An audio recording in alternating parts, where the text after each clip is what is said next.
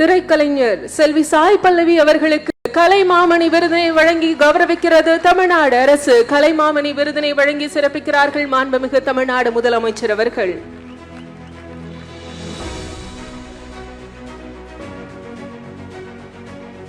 திரைப்பட இயக்குனர் திரு லிங்குசாமி அவர்களை அன்புடன் அழைக்கிறோம். கலைமாமணி விருதினை பெறுகிறார்கள் திரை இயக்குனர் லிங்குசாமி அவர்கள்.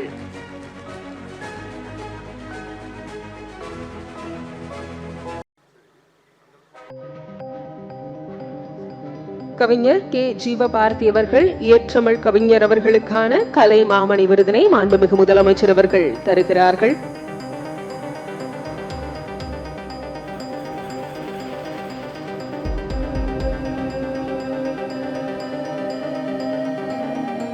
திரைப்பட செய்தி தொடர்பாளர் திரு டைமண்ட் பாபு அவர்களை அன்புடன் அழைக்கிறோம்.